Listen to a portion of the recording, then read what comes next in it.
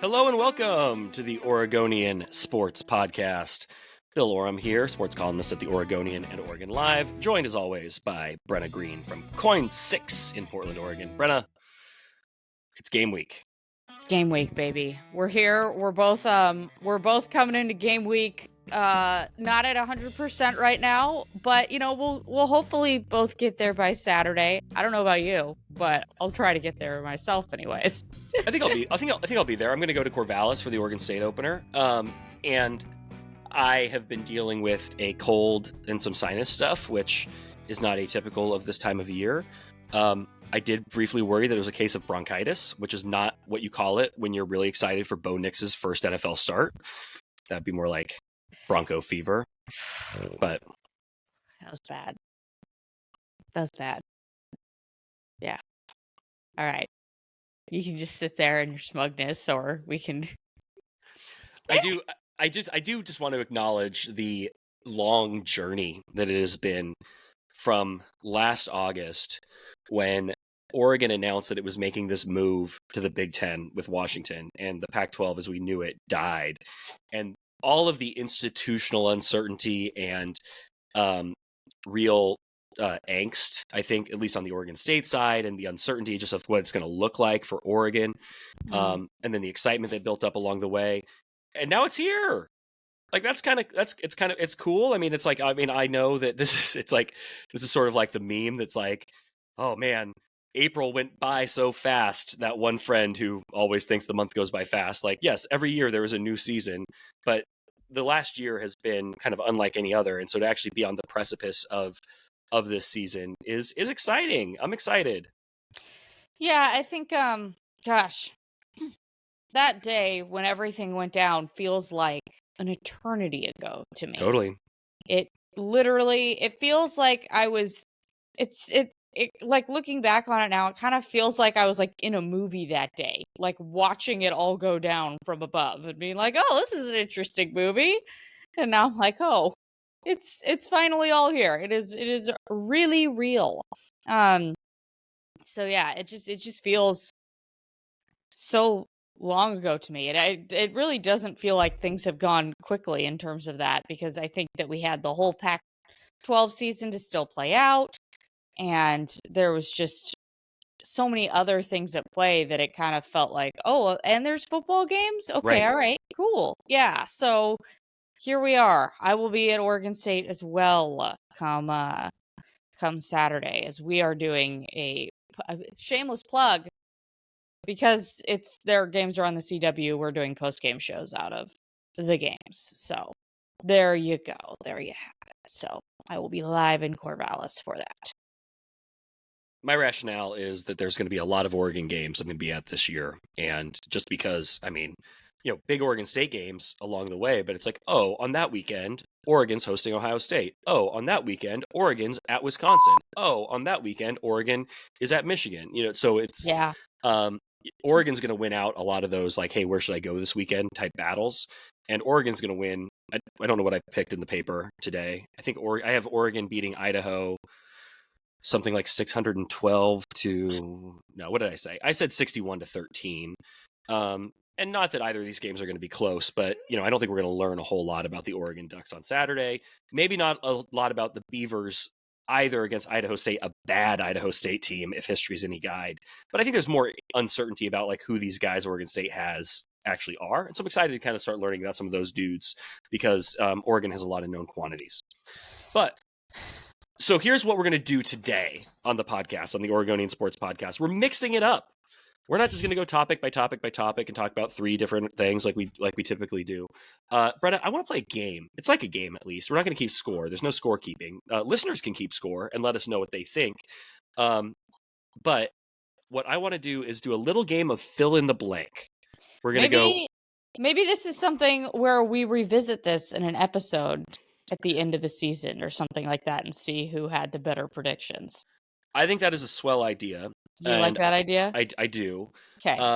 And we're going to start here. We're going to go back and forth, Oregon and Oregon State.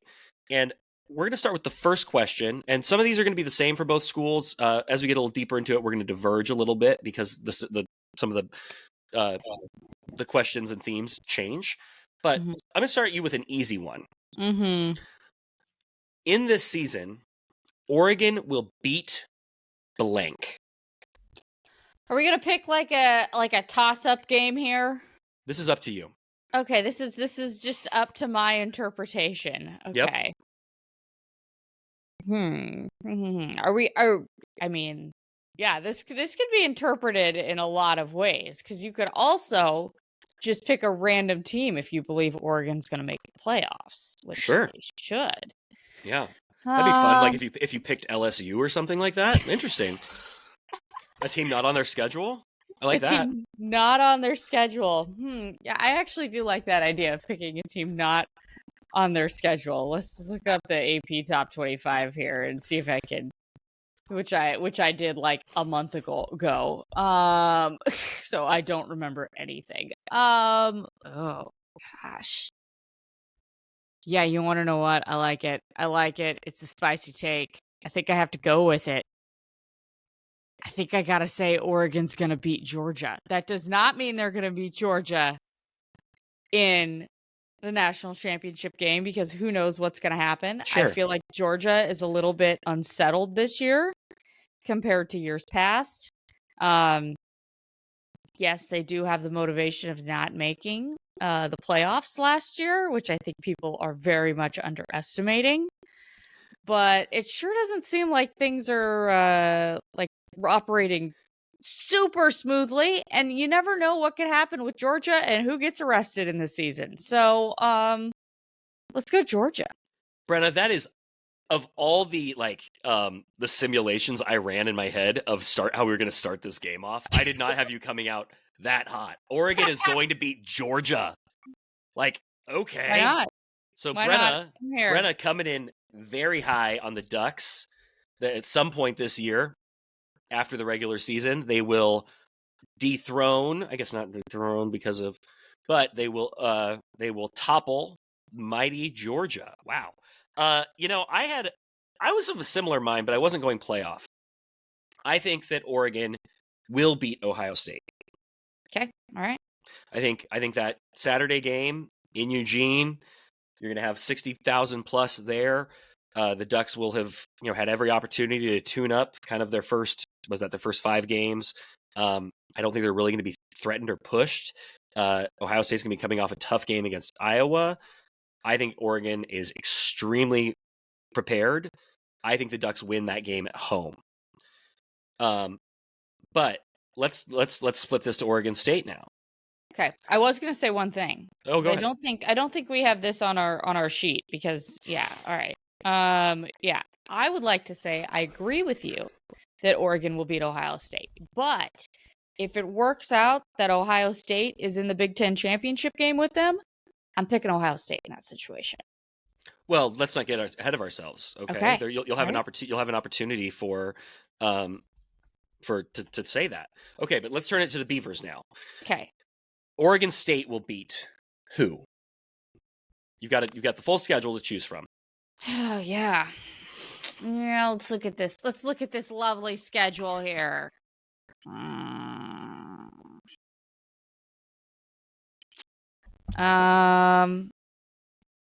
Let's go with Wazoo. Oregon State will beat Wazoo. I also think they're going to beat Purdue at home. They should be favored against Purdue, assuming Purdue's as bad as most people think. Yes. Wazoo at home, first game of the Left Behind Classic. I did think about a new nickname for that rivalry, by the way, as this starts taking shape as a rivalry. Mm-hmm. How do you feel about the agriculture war? It's like the culture wars, but the agriculture wars. I feel like there were, I don't know. I like the land. I like the land grant, something with land grant schools. I like that. Last year I called it the Truce in the Palouse, or Truce on the Palouse, but it doesn't work when it's not being played in Pullman. No, it doesn't. So, I'm okay with that, but I feel like there were some other names that were a little bit more spicy in terms of mine. I like that pick. The Beavers lost a close one in Martin Stadium last year. a great game. I mean, it was a close game, but not that close. I mean, they kind of had to rally down the stretch to make it close. The Cougs kind of took it to them in quarters 2 and 3. I like that pick. I'm going to go simpler. I'm bringing it down a notch. I'm just going to say that Oregon State is going to beat San Diego State. Yeah, well, now, yeah, I hope so. That's not a a terribly controversial opinion. I think most people think that the Beavers are going to beat San Diego State, but we don't know how good the Beavers are.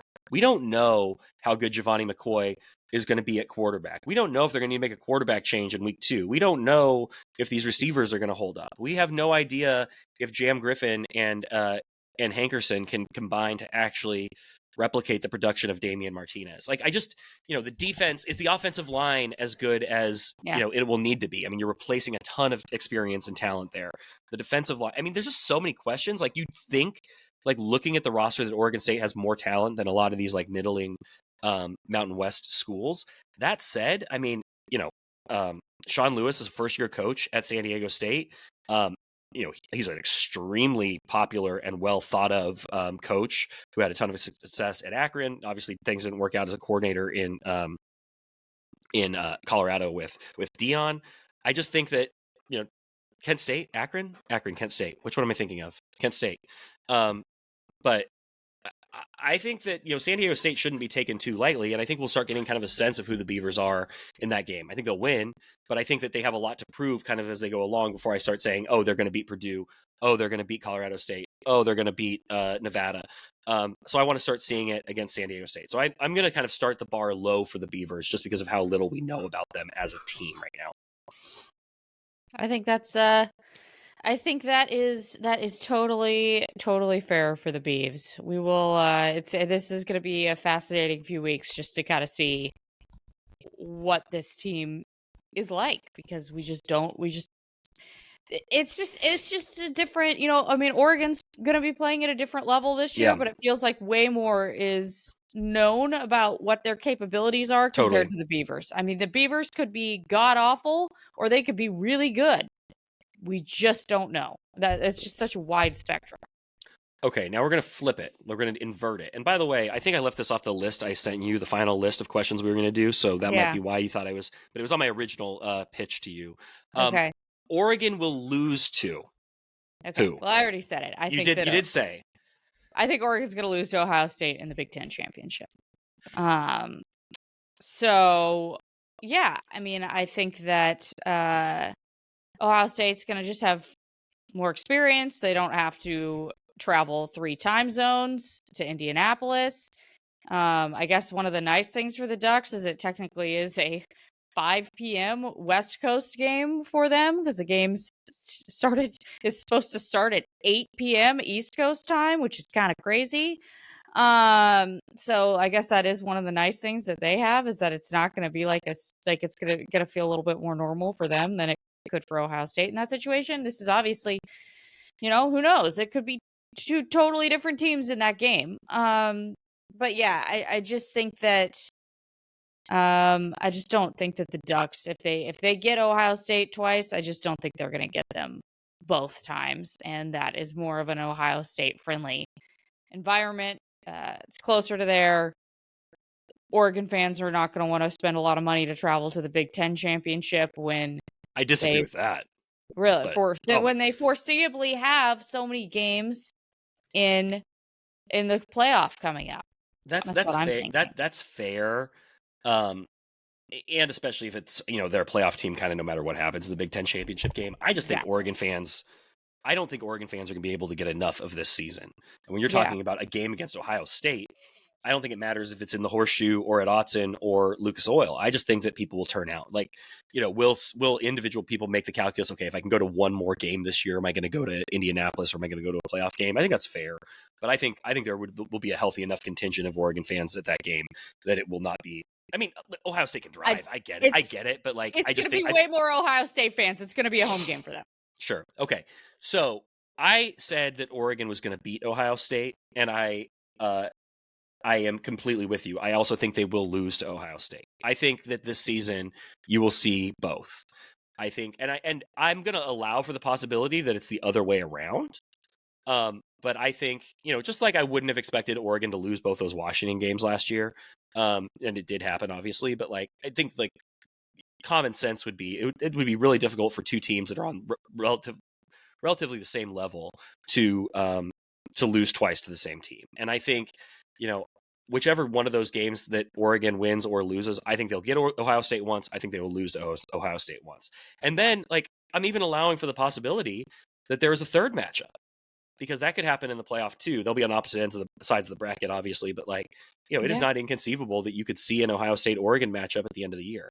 So in that scenario, I've got Oregon beating Ohio State, Oregon losing to Ohio State, and then if it happens a third time, unprecedented third time, I have no idea what to think of that. Yeah, that feels like more of a toss up in that situation. Sure, because if it did get to like a national championship, where is the national championship this year? I should know this from my. The national championship is in Atlanta. Right. So I mean, a home game for Dan Lanning and the Athens crew, but that's about that. It's okay. A long ways away. From Athens? No. But I mean, but from like. No, I meant from here. Yes, it is. Okay. So same question. I'm intrigued to see where you go with this. Oregon State will lose to who? Boise State. I'm sorry. Okay, that's fine. I have seen they're going to Boise State, playing Boise State the last game of the season. Short week. So, you've got a short week. I'm just looking at my schedule right now. You've got a short week, and it's a 6-day turnaround there. As somebody who covered a few Nevada teams who went to Boise State and got smoked, it's not an easy place to play whatsoever. Boise State, I think, is going to be motivated because, if things go the way people think they're going to go right now, Boise State, like, it should be a situation for Boise State where it's like, if you guys win this game, like, you're that much closer to going to the playoff. They're the most popular group of 5 team right now to go. I mean, it could be very well like win and you're in. Like that could be where they are at that point. Yeah. Yeah. I mean, it could be I'd think that they'd have. Oh, I guess there's a Mountain West championship game now. There is a Mountain West championship game. Yeah. So I think that they would, but I mean, I guess maybe it'd be a situation going into that Oregon State game where it doesn't really matter. I mean, and you have to remember that these Oregon State games don't count towards Mountain West standings. Yeah. But still, I just see them wanting to come out and make a statement at that game at home and let it rip. So I think all the factors for Oregon State going into that game are not friendly to the Beavers. Let's put it that way. Okay. I think that is the obvious pick on the schedule outside of Oregon. I think it's a very good pick. I think you are on the right track. But I also find some intrigue in trying to pick out the under the radar L's, because I don't think this is going to be a 10-2 Beaver team that only loses to I have Oregon a thought on an under the radar L and Boise. Well, let me get mine out and then we can discuss. I'm gonna let you. And there are some good teams on the schedule, by the way. I mean, when you look at possible losses, like Oregon State's going to be favored in a lot of these first 6-7 games. But I mean, Colorado State, not a pushover. Nevada, but on the road at Nevada can be tough. UNLV on the rise. That's a better team than it has been in the past. It's a bowl team last year. They have a good coach. But the one I'm going with, Cal could be a loss. The one I'm going to go with is Air Force. Coming to Corvallis on November 16th, the greatest day of a given year, November 16th, my birthday. And Oregon State's never played Air Force. And not to say that you have to have played them to be familiar with the wing tee, but I think that is going to create some problems for Oregon State. It's late in the season. You're probably going to be banged up defensively. And Air Force just has a way of winning these games. They started 8-0 last year. New quarterback, by the way. And Brenna, I'm going to give you a second here. I need you to look up Air Force's quarterback, because he is maybe my favorite player in college football, based at least on his headshot. If you look, his name is John Busha, Busha, nicknamed Bush. And if you can get John Busha's photo up, he is a 6'2" junior, by the way. He's been in the system. So I think that's important too. Obviously, you've been in the system because you're in the Air Force. But John Busha in uniform, wearing glasses with a nice part down the center of his hair, good strong jawline. He looks like a guy who will bury you in a flurry of of options and rocket counters and wing counters. And then once you're bruised and covered in sod, nearing tears, he'll sell you a home and life insurance policy, or teach you trigonometry. This guy looks like he is 37 years old. He does. I know that because I'm 37. And when I look at that picture, I see a peer. I see someone I would expect to see in the aisles at Safeway on a Sunday morning buying bacon for his two kids, like myself.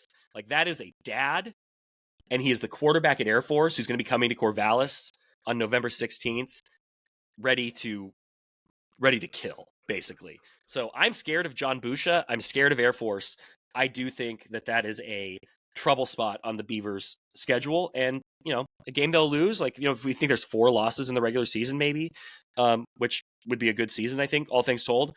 I think Air Force could very well be one of them. What were you going to say was the was the potential L on their calendar? Yeah.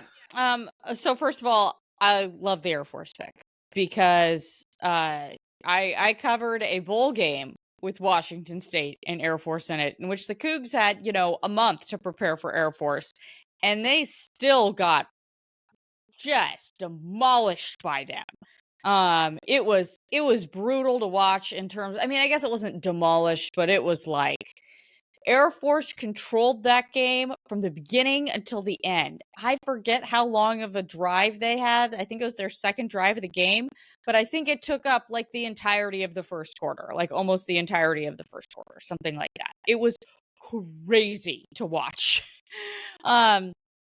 So I think that's a great pick. I'm gonna go with Colorado State. Because you already picked Boise State. Oh, Colorado State was your I see. I'm sorry. Okay, sorry. Jeez, wow. I'm not giving you extra swings at the piñata here, but I was curious. Colorado State. Okay, go ahead. Yeah, I like Colorado State because they were able to. They were basically able to keep their quarterback and their top wide receiver this year because they were able to shell out money. That is a program. It's a really fascinating program, actually, when you just look at it from the fact that I have a little bit more knowledge in terms of that situation just because I covered Nevada. Nevada's head coach went from Nevada to Colorado State, which seems like a lateral move, but from everything I've been told, it was a significant pay raise at Colorado State for him. So that is a program that does not lack money. It has good resources, and I think it's kind of on the upswing. When you've got a quarterback that's getting recruited by Power 5 schools and he chooses to stay there, you've got something good going on. So, yeah, I think I'm going to pick Jay Norvell and the Rams in that situation. Okay, I like that pick. Obviously, I think Colorado State sort of made a statement last year with their game against Colorado. People were I think people thought Colorado was better than they were at the time, but Colorado State, certainly, I think was America's team for a while. Okay, I want to get through these because we got some fun ones coming up, but I do want to know a win total for you on the Ducks, and then we'll do the Beavers. But how many games do you think the Ducks win? Okay, are we going regular season for the We're going Ducks here? the whole enchilada. The whole enchilada. Okay. Between now and January 20th, the end of January 20th, how many games? Okay. I'm I gotta do. You're making me do math this early on a Friday morning. Oh, there are four potential wins in the playoff, and 12 games on the regular season schedule, plus a Big Ten championship. So maximum of 17. Maximum of 17. I'm going one random loss in the middle of the year. Hard to go on the road at Michigan and Wisconsin, I think. So then 2 losses, Big Ten championship. In that situation, I think you're playing 4 games. If you have that opportunity. So I'm going I'm going 14-3. I think they lose in the semis. But if I pick Georgia, I think they'd play Georgia in the semis. So you've got them. Oh wait, that would be 13-3. So then I think actually since I picked Georgia, I'm going 14-3 and them losing in the national title game. 11-1 in the regular season, 11-2 after the Big Ten. Yes. And then they win 3 in the and lose in the national championship game. Yes. So you have them at 14-3. Okay. Yes. I think it is. I'm with you through the Big Ten championship. I've got them at 10-2. No, sorry, 11-2 through the Big Ten championship. I don't know if I believe they're getting to the national championship game. I just think that is such a gauntlet that I think I feel you. I think they're good enough. I think not getting that bye is difficult. I think so you win the first round, you're at 12. I think anything north of 12 is a crapshoot. I'm going to sit at 12. I'm going to say they win 12 okay. and bow out in the quarterfinals. But I don't really have a great reason why. Like there's no one thing I look at and say, oh, well, they're gonna lose because they're weak in the secondary. It's not that. It's just that conceptually, it's going to be so hard to win 4 playoff games for any team. And we haven't, and the Ducks, and I think I have a little bit of fool me once about the Ducks in big games right now. I agree with you. I haven't been able to beat Washington. Those have been big games. You've been on the precipice. I've used precipice a couple times here. Need to find a new word. The verge. That they've been on the brink of reaching the college football playoffs in each of Dan Lanning's first 2 years, and they haven't been able to get it done. A couple of reasons for that. I mean, Bo Nix got hurt against Washington in 22. I don't think that's anybody's fault. Couldn't get it done in the Pac-12 title game last year. I want to see it before I start anointing, so I'm going to stick at 12. I think my math's right there, but that's where I'm at. Okay, the fun ones now. Can we do the fun ones? I think they're fun. I don't know how fun they are. We're going to find out. Do we need to do Oregon State win total? Oh, I'm sorry. I skipped it. Yeah. What do you got? And this again, maximum of 16 because they can't play in a Big Ten or in a conference championship game, but they could conceivably run the table and perhaps still get into the playoff. And so max of 16 for the Beavs. Max of 16. Yeah, I'm not picking them to go to the college football playoffs. I'm sorry, Beaver fans. Let's see here. I'm just perusing this schedule.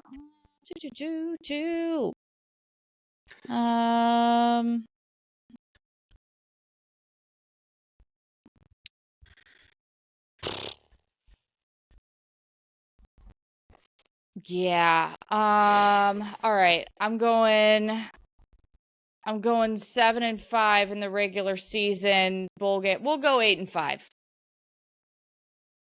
8-5. I really think this schedule for the Beavers is advantageous. The only two games that I really think they're going to be, maybe there's 4 games. I think there's only 2, maybe 3 games that at this point in the season, having not seen them, that I think they're going to be underdogs in. Underdogs against Oregon. I think underdog at Boise State. Potentially Cal. I think there are landmines along the way in this schedule. But I give them the upper hand in the majority of these matchups. I think this is an 8-win regular season team. Okay. Bowl game. I put so little in bowl games at this point that aren't in the playoff. I agree. With the transfer portal and opt-outs and NFL prep and all that. I just expect everybody to lose their bowl game because nobody seems to care. So I'll go 8 with a bowl game loss. But I think that's an exceptional season, by the way. If that comes to bear, all things that have happened with Oregon State. I mean, they won 8 games last year. Obviously, different set of circumstances. But for Trent Bray to come in his first year and win 8 games, I've been pretty cool on the Beavs since everything kind of broke down. And then, of course, there's always optimism with a new season. Oh, did you see so-and-so in camp and blah, blah, blah. But, the Beavers have, some FBS talent on this roster. And I think they know what they're doing. I've talked myself into Giovanni McCoy, by the way. And I know we've talked a lot on this podcast about Giovanni McCoy being probably not the guy at Oregon State, that he wouldn't win the job. And he did win the job, and I was surprised, and I'll eat all the crow on that. But you do start thinking, okay, this guy's got 23 college starts. He's played big games. He has made big plays in, meaningful moments. He's played in the playoffs. I can talk myself into him as just an absolute gamer. I do worry that there's a better chance of injury at this level. He's not very big. So, but I've talked myself into Giovanni McCoy as the guy at Oregon State. Okay, so I'm at 8, you're at 7, you're at 14, I'm at 12 on the Ducks. Let's get to the fun ones now. I've teased these long enough. Okay, Oregon's leading receiver will be. The man's on a mission. I gotta pick Tez Johnson. I know. It's not a like, oh, that's an off the beaten path pick or anything like that. But the man's lock screen literally is the NFL logo right now.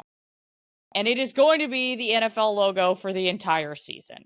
He is a man trying to prove everyone wrong, and I think it is still burning very bright in him, even if he had success last year, because now he has another goal. And I'm sure that everybody says he's undersized for the NFL, because to be completely frank, he is. Yeah. So, hey, Anthony Gould from Oregon State just made a 53-man roster, and he's smaller than Tez. But go ahead. Yeah. Yes. But I can see Tez really using that as some motivation. So, yeah, I gotta go Tez. The man's just he's too much fun. I gotta pick Tez. There's so many good receivers. That's what interested me about this. There's just so many dudes. Evan Stewart, Gary Bryant, Trayshawn Holden, and Tez. I think I'm with.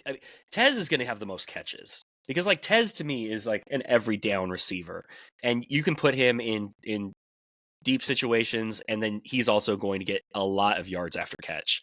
I think those other guys might kind of take catches away from each other, whereas Tez is the most unique and, based on his experience here, the most reliable receiver in that group. Tez caught. Let me pull up his stats from last year. Tez caught 86 passes for almost 1,200 yards last year and had 10 touchdowns. Now, granted, he had his brother at quarterback, and that, maybe there was a little bit of favoritism, but he was a really steady hand a year ago. I would only expect him to be better. So I also give it to Tez, even though he's not your traditional first option receiver. Maybe I think Tez is the right answer. Oregon State, we're gonna flip it. With them, I'm interested. Brenna, who do you think their leading rusher will be? Jam. I think it has to be Jam. He's somebody who has. It's not his first rodeo at Oregon State. It sure seems like they're really, really high on him. And yeah, I don't think that Hankerson is going to be a bad backup by any stretch of the imagination. But I gotta go Jam. It's just it's an advantageous situation for him. So, yeah. Really unique situation with Jam Griffin. He was on the roster 2 years ago, had a really big run in that game against USC at home that the Beavers nearly won, or maybe even should have won. I would say should have won. They should have beat USC. I'm so intrigued by Hankerson. I actually thought he was a real bright spot in the spring game. Neither of these guys are very big, and I think you can lean on both of them. What do I want to do? I hate to agree again, but I will also go Jam because, for now he's number one on the depth chart. He is a little more seasoned. I think he's going to be motivated. He went to Ole Miss last year and got buried on the depth chart, ended up not having, really any opportunity at Ole Miss, comes back to Oregon State. New OC, new system, but familiar system. I think it's Jam, but you're going to see a lot of Anthony Hankerson, and then they've got a couple other guys too. and including Jake Reichel, by the way, who is going to be. It's interesting. Like you think of Jake Reichel as like a fullback, and Trent Bray has said like they view him still very much as a big tailback. So it's going to be interesting to see how they end up using Jake Reichel. But I mean, he's going to be more of a situational guy as opposed to somebody who's going to be contending for leading the team in carries and yards. So Jam Griffin. Okay, this one I like. Blank tries to hire Dan Lanning after the season. Dan Lanning will tell anybody who asks that he has got his final job, that he is not leaving, that he's at Oregon until global warming kills us all. That said, I've never known the college football world, to let that stop them from making a phone call and making their overtures. And I have a feeling that Dan Lanning would tell his agent, well, I mean, you should probably at least pick up the phone. Because if you remember what Jonathan Smith said last year, if you've got an agent and they're not at least talking to people, what are you paying them for? So until you come to me and say Dan Lanning has fired his agent because he doesn't ever need to renegotiate a contract or anything else because he is set at Oregon forever, they will at least be, I believe there will at least be talking. And I think if history is any guide, around late November, December, we will start hearing that blank is gearing up for a run at Dan Lanning in hopes that they can be the ones to lure him away out of Eugene. Who is it? Your dog sounds very distraught. I'm sorry. Over this potential question of Dan Lanning leaving. I mean, big Duck fan.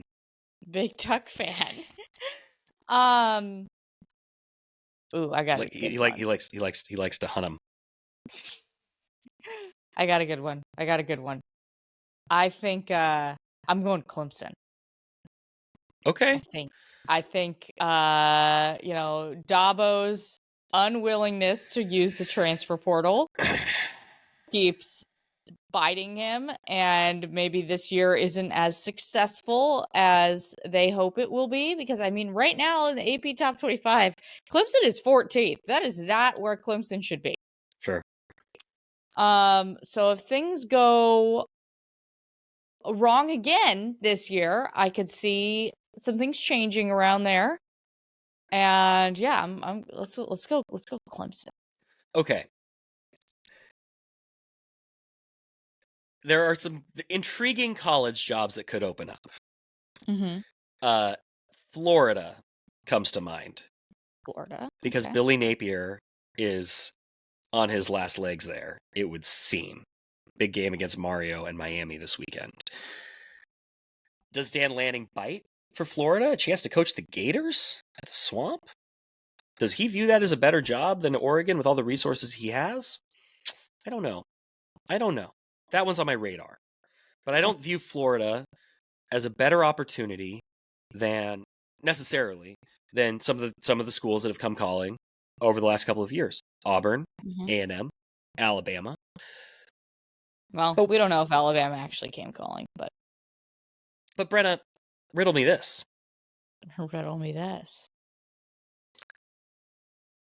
How do we think Dan Lanning feels about the NFL? And how do we think he would feel? I've got 3 jobs in the NFL that I could see coming open. The Chicago Bears with Caleb Williams, a team that is ready to take a jump and start contending. The Dallas Cowboys, the most prestigious brand in the NFL, mm-hmm. a program waiting for a savior to take it. That's fine. I'll pronounce things the way I want to on my program. Dan, thank you. The Dallas Cowboys, in need of a savior. Mike McCarthy, gotten a little stale there. The Pittsburgh Steelers, closer to home for Dan. He's familiar with Pittsburgh from his time at Pitt. Another legacy franchise. Could he say no? I think he could. I think he could turn down friggin' anybody. I think he would turn down Manchester United to stay at Oregon. But somebody's going to come calling. And I think money on the table. I think the Chicago Bears Try. You think the Chicago Bears? Yeah, I mean, I don't see the Cowboy. I feel like Jerry Jones wants to go with somebody who has NFL experience at this point in his life. So in my eyes, I'm like, Cowboys probably not.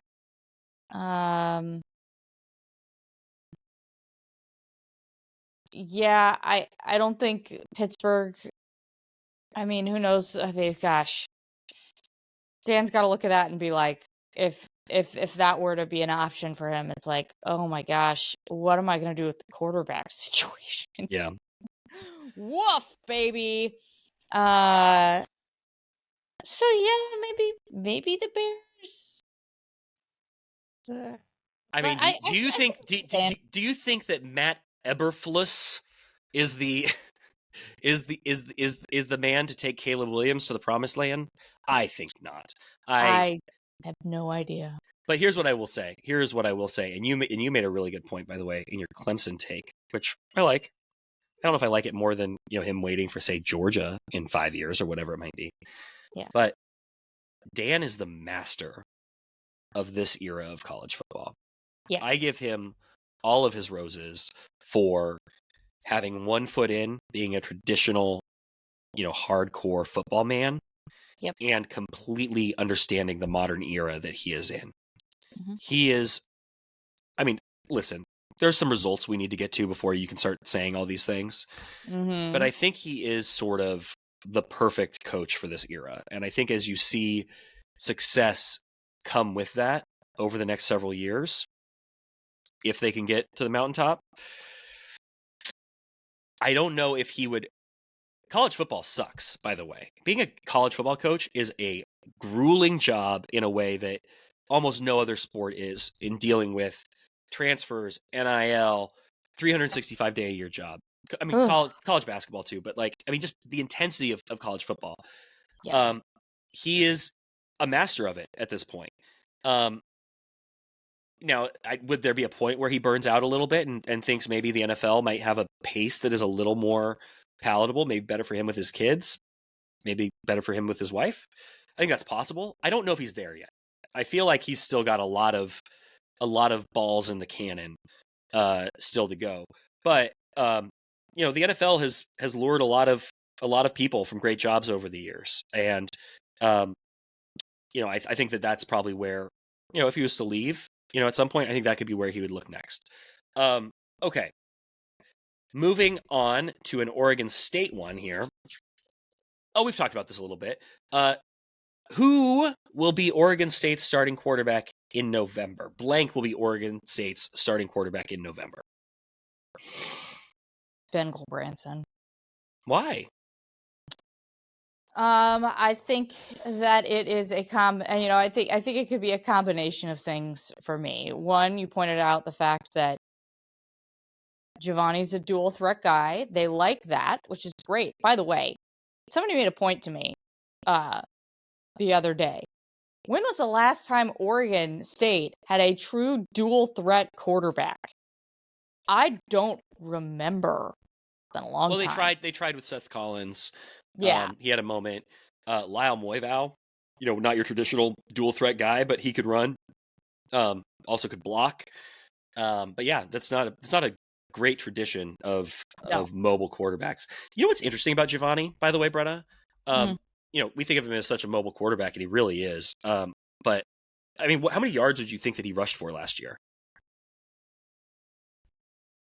I mean, 600. No, it's way less. I need to pull it up. Sorry, I'm trying to get there. I get there. It's 188 yards. What? He did not carry the ball a lot for the Vandals. What he would do would be scramble a lot. My memories of Giovanni are that terrible offensive line at Idaho breaking down and him having to create and him scrambling and getting out of pressure, getting away from pressure, but still throwing the ball downfield. And, I'd have to go back and look at film, which is not something I do. But, they did not have a lot of designed runs for him. Now, I think some of that is that, they were a passing offense. The other part of it is you've got a pretty slight quarterback. He is listed at a whopping 182 pounds, 6 foot, 182 pounds, you stand next to him. I mean, he's not a beefy guy. So, how much do you actually want to be putting your quarterback out there on the run? I just think it's notable that he did not run as much as you would have thought last year. Yeah, great point. Jabari Johnson, I think, is a guy also who in that quarterback race, they like his legs as well. I think, it's funny because I think we were both kind of trending toward Ben being the starter in the opener. And then there was some thought, and then they go with Jabari Johnson as the change of pace quarterback, and Giovanni was the odd man out. So I really don't know how to think of this like quarterback rotation necessarily now that Giovanni is the guy, or at least is the first guy to get a crack at it. If they like the mobility and they like the dual threat nature of his skill set, and something happens where he is not able to continue due to injury or because he turns the ball over too much, do they look to Jabari Johnson next? I mean, Ben is still there. And Ben is sort of, I hate to, always the bridesmaid, never the bride sort of situation this, but, if Jabari doesn't work, you've got Ben. And so I almost think that if something does happen to Giovanni, they would give Jabari a chance before saying, okay, Old Faithful Ben, Dr. Ben, get out there. So who's the quarterback by November? I'll say Giovanni just because he hasn't had injuries and, we haven't, I don't want to predict an injury for a guy. I think that, again, like I said, I've talked myself into him just given the experience and the success he had at Idaho. But it wouldn't surprise me if it's any of these guys, but I will go on record as saying Giovanni. The other thing for me is that I see Bray being, he's just kind of a personality that is not like a risk-taking personality. And Giovanni is more of a, you mentioned the scrambling, that sort of stuff. He's more of a freelancing, wheeling and dealing quarterback a little bit. And so I could see that not, with that comes some risks. Very out of character for Oregon State. Like very out of character for the Beavers to get away from kind of the bread and butter. They've not I'm excited to see what it looks like. Because if you suddenly have a quarterback who the offense is kind of about, if he has the same freedom that he had at Idaho, and maybe he doesn't, but that was his gift. That's his magic. Yes. Is sort of his ability to improvise and create on the fly. And if he has that kind of freedom, Oregon State fans have not seen a player like that ever. Yeah. And it's been a long time.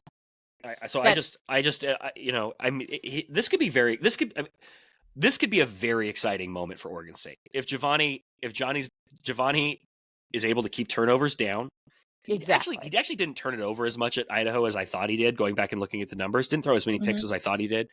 But also the defenses are a lot better. And but if that offensive line can protect him, there's a chance that maybe, the Beavers have something special. So curious to see, very excited to see. We're not going to learn a whole lot in week 1 against Idaho State, as I wrote about this week.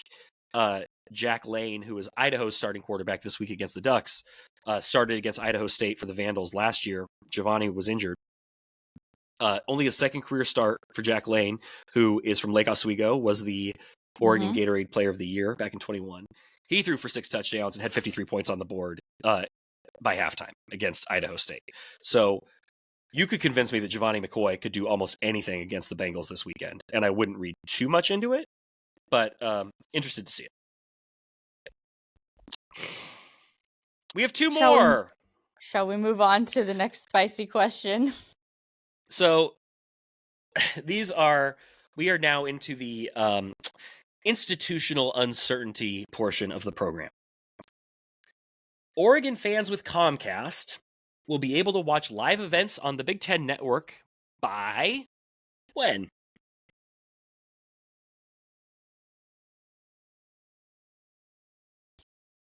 I'm going next Tuesday. I think that Comcast is going to take the smoke for a weekend. They want their money, and they don't care. And they realize that people have short memories. And I could see them definitely. I started this podcast thinking, maybe it'll be resolved by today. I think it'll get resolved by today. But as I thought about it more, I thought to myself, these cable companies want every ounce of cash they can get currently. And like I said, this is a very our culture is one with short memories. So I'll go. They take the heat for a weekend. I'll go Tuesday. Well, I'll take the over on that. So, Okay. like, if we're playing like Price is Right rules, Yeah. I say never. Never. I mean, I am wounded, scarred by the various issues that those of us in Oregon have had over the years, that Dodger fans had in LA for a long time, that exist on lots of platforms, where networks and cable providers have this like stalemate for years. So never, maybe not never, but like by the time, there's any budge, is anybody still on Comcast hoping for this? Like, anybody who needed to watch live events on Big Ten Network in these new markets has moved on.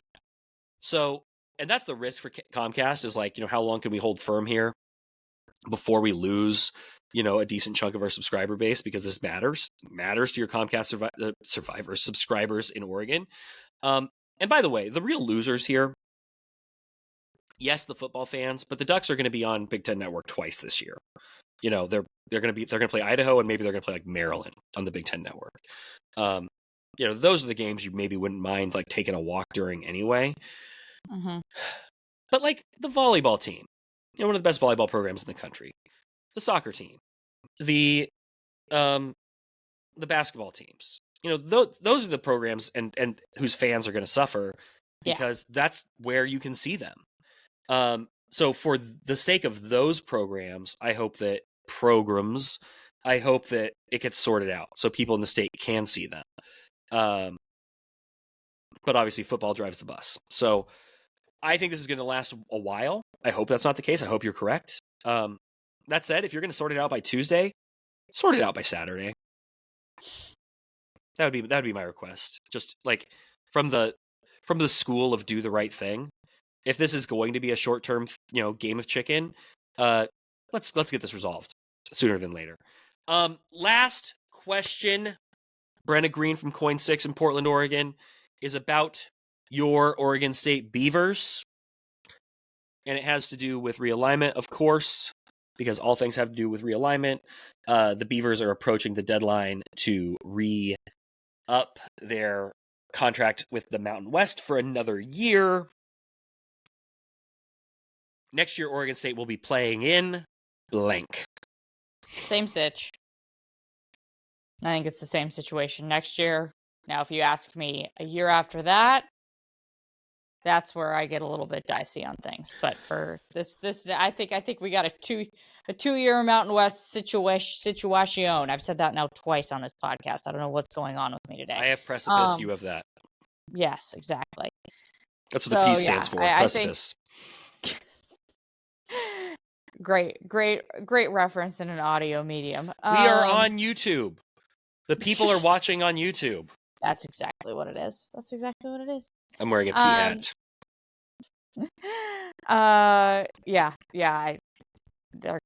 We got another Mountain West year on deck. What say you? I agree, because I think it maximizes their flexibility. There is I don't know what other option would be on the table at this point, unless, they tried to play a full independent schedule, which would be really challenging and doesn't make any more sense than what they're currently doing. I think playing in the Mountain West allows them to to play this hybrid Mountain West schedule, allows them to frankly have some success. Not to denigrate the Mountain West, it's a really good conference, but if you can win 8 games these next 2 years, stay in bowl games, be floating around the edge of a top 25 maybe, I think it keeps you relevant as a football program. So I think that this, and then at the end of 2025, you start thinking, okay, what is happening in the SEC? Has the SEC fallen apart? Is the Big Ten trying to pick up the pieces of the ACC, and can we get in on that? Is there a coast to coast version of the Big Ten, or the Big 12 that we could be a part of? Is it time that we start bringing schools into a new Pac-12. I think you're right that 2026 is when we're going to see something different. But for one more year, I think it's this Mountain West hybrid against some of these schools, but then also some of the schools that they're not playing on this schedule. Like there's room to play Fresno State, Wyoming, and some of the other Mountain West, New Mexico that weren't on the schedule this year. Well, this was fun. I'm excited to revisit this come December or January or whenever we do this. We revisit. I've kept track of our answers, and I look forward to doing the same. So I'll see you at the stadium tomorrow, Research Stadium. Yeah. For the new era of Beaver football. The Giovanni McCoy era is here. We'll find out if he is the real McCoy, so to speak. That's a saying. What? It's a saying? No way. Thank you for tuning into this episode of the Oregonian Sports Podcast. We appreciate your support. Continue to read the Oregonians coverage of both the Ducks and Beavers over at OregonLive.com and in print at the Oregonian, which you can pick up wherever newspapers are sold. And you can continue watching Brenna Greene's outstanding coverage on KOIN 6 in Portland, Oregon, and on Instagram. And on the CW. And on the CW postgame show. Sorry, forgot to shout that out. Watch Brenna on the CW. If Oregon State wins, we're getting live one-on-one interview with the player. So that'll be fun. That'll be good stuff. So cool. Look forward to that. All right. Yep. Brenna, thanks for the time. We'll talk to you next week. Peace out, Girl Scout.